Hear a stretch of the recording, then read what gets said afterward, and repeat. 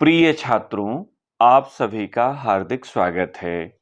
इस भाग में हम कक्षा 9 हिंदी काव्य खंड के अंतर्गत संत कबीर दास जी द्वारा रचित साखी शीर्षक कविता पर आधारित प्रश्नोत्तर की चर्चा करेंगे।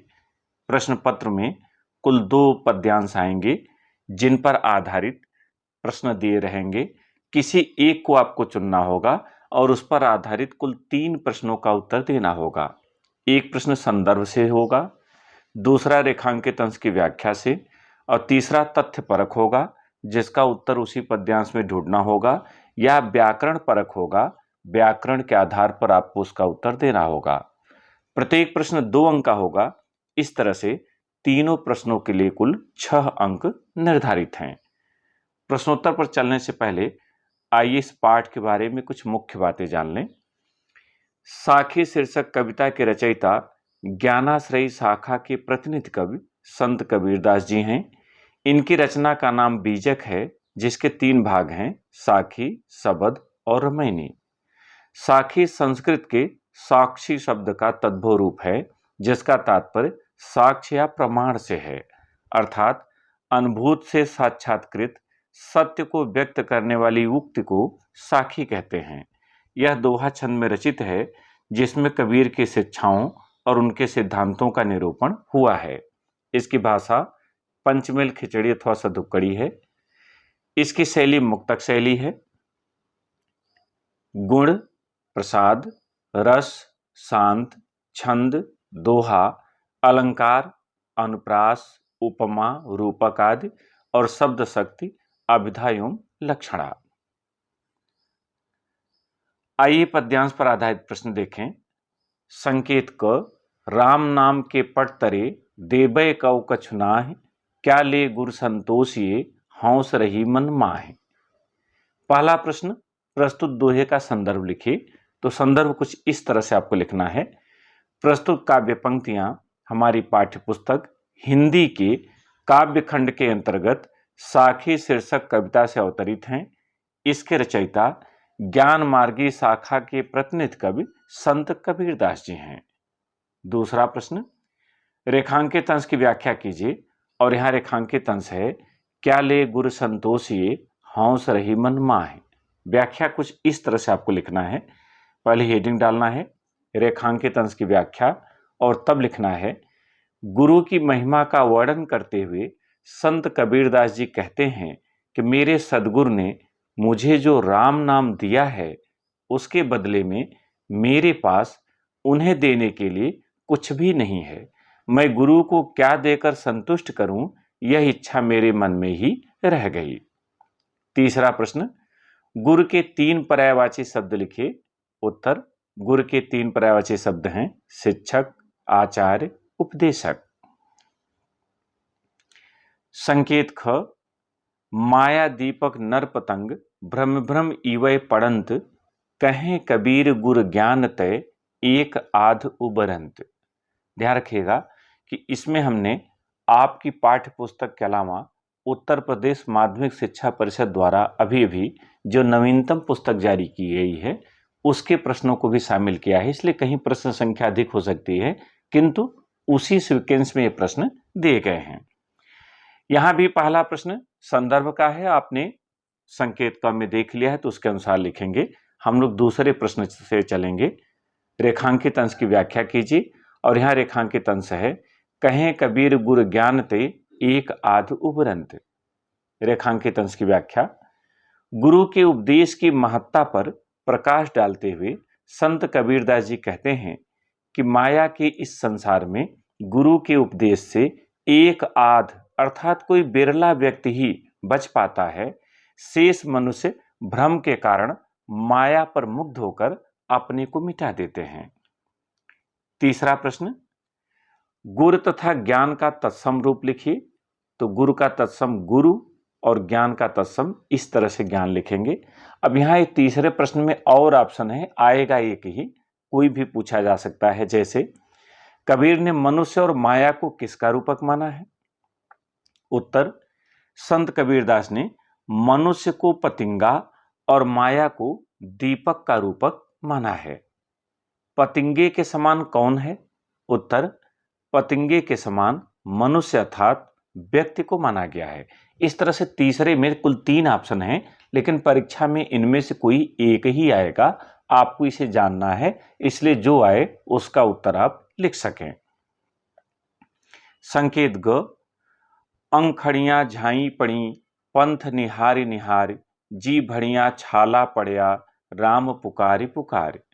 तो पहला प्रश्न संदर्भ का है, इस संकेत क के अनुसार लिखें आप। दूसरा प्रश्न रेखांकित अंश की व्याख्या कीजिए, और यहां रेखांकित अंश है अंखड़ियां झाई पड़ी, पंथ निहार निहार। उत्तर, संत कबीरदास जी कहते हैं कि परमात्मा की प्रतीक्षा में उनके आने के मार्ग को देखते देखते जीवात्मा के नेत्रों में झाइयां पड़ गईं, फिर भी उसे उनके दर्शन प्राप्त नहीं हुए, क्योंकि सच्ची लगन, सच्चे प्रेम और मन की पवित्रता के बिना उनका दर्शन संभव नहीं है। तीसरा, निहार निहार में कौन सा अलंकार है? उक्त अलंकार का एक अन्य उदाहरण लिखिए। उत्तर, निहार निहार में अनुप्रास के साथ पुनरुक्ति प्रकाश अलंकार है। उक्त अलंकार का एक अन्य उदाहरण है तू करता तू भया, मुझ में रही न हूं। जहां पर कोई शब्द एक से अधिक बार आए और उसका अर्थ एक ही हो, वहां पुनरुक्ति प्रकाश होता है। तो यहां निहार निहार 2 बार आया, अर्थ एक ही है, इसलिए यहां पुनरुक्ति प्रकाश अलंकार भी है। तीसरे में ही ब देखें, परमात्मा का स्मरण किस प्रकार करना चाहिए? उत्तर, परमात्मा का स्मरण सच्ची लगन, सच्चे प्रेम और मन की पवित्रता के साथ करना चाहिए। यह आपका तथ्यपरक प्रश्न है कि उसी पद्यांश के आधार पर आपको उत्तर बनाना है।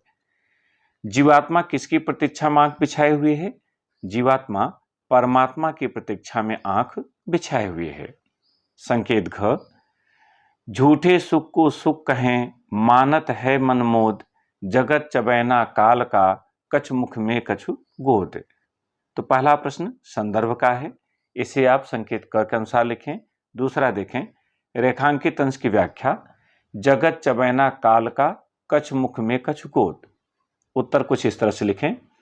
पहले आप हेडिंग डाल दें रेखांकित अंश की व्याख्या, और तब लिखें, संत कबीरदास जी कहते हैं कि यह संपूर्ण संसार काल के चना चबैने की समान है।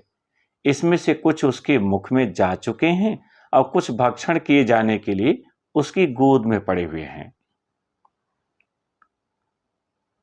तीसरे प्रश्न में 2 ऑप्शन हैं। काल के 4 पर्यायवाची शब्द लिखे, तो काल माने समय, अवधि, अवसर, बेला आदि। अज्ञानी व्यक्ति सच्चा सुख किसे मानता है या किसे समझता है? उत्तर, अज्ञानी व्यक्ति सच्चा सुख सांसारिक सुखों को मानता है या सांसारिक सुखों को समझता है। संकेत अंग, जब मैं था तब हरि नहीं, अब हरि है मैं नाही, सब अंधियारा मिट गया, जब दीपक देखा माह। अब इस पर आधारित प्रश्न उत्तर देखें। तो पहला संदर्भ का है, इसे आप खंड क के अनुसार कर लें। दूसरा, रेखांकित अंश की व्याख्या कीजिए, और यहां रेखांकित अंश है, जब मैं था तब हरि नहीं, अब हरि है मैं ना है। व्याख्या कुछ इस तरह से करनी है। संत कबीरदास जी कहते हैं कि जब तक मेरे भीतर अहंकार था तब तक मुझे परमात्मा के दर्शन प्राप्त नहीं हुए, किंतु अब जब मैंने परमात्मा का दर्शन प्राप्त कर लिया है तो मेरे भीतर का संपूर्ण अहंकार नष्ट हो गया है।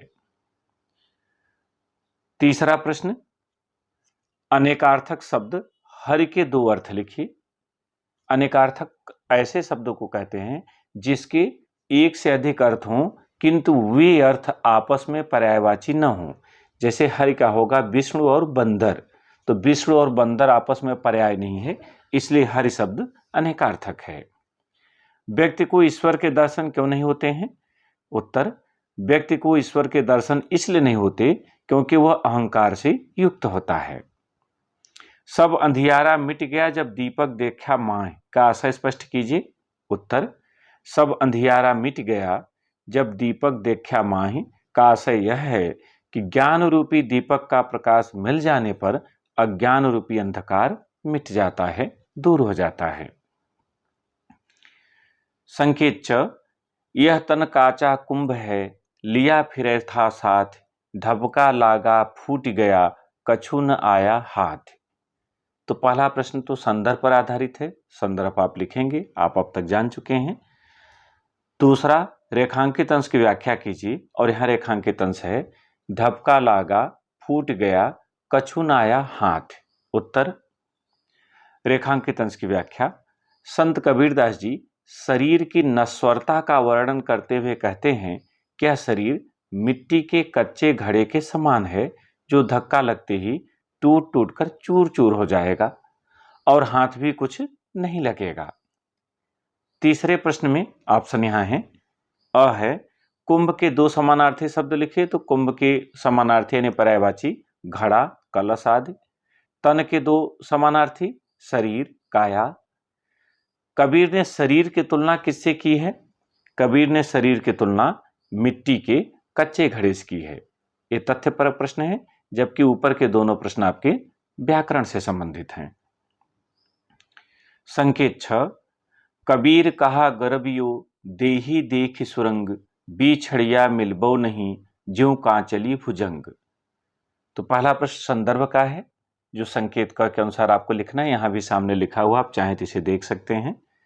दूसरे से हम चल रहे हैं रेखांकित अंश की व्याख्या, और यहां रेखांकित अंश है बिछड़िया मिलबो नहीं, ज्यों कांचली भुजंग। उत्तर, संत कबीरदास जी कहते हैं कि मनुष्य का शरीर के प्रति मोह उचित नहीं है। मृत्यु के पश्चात यह शरीर उसी प्रकार हमें दोबारा नहीं मिलेगी, जैसे अपनी केंचुल को एक बार छोड़ देने के बाद वह सर्प को पुनः प्राप्त नहीं होती। तीसरा, कबीर कहा और देही देख में कौन सा अलंकार है? उत्तर, कबीर कहा और देही देख में अनुप्रास अलंकार है, क्योंकि कबीर कहा में कवर्ण और देही देख में दवर्ण की आवृत्ति हुई है। प्रस्तुत दोहे में कबीर किस बात पर घमंड न करने की सलाह देते हैं?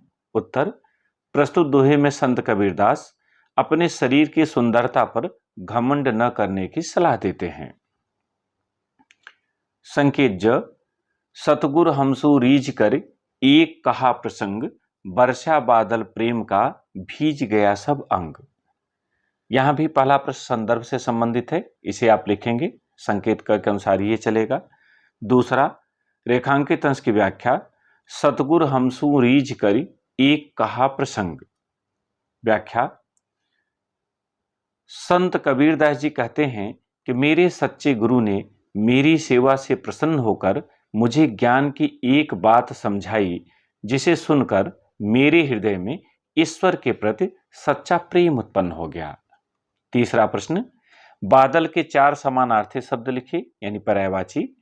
तो बादल के पर्याय हैं जलद, जलधर, नीरद, वारिधर आदि। इस तरह से पूरे पाठ के प्रश्नोत्तर आपके सामने आ चुके हैं। मुझे उम्मीद है कि आपने इसे समझ लिया होगा। यदि कोई समस्या हो तो कमेंट करिएगा, आपकी समस्याओं का सुझाव दिया जाएगा। बहुत बहुत धन्यवाद।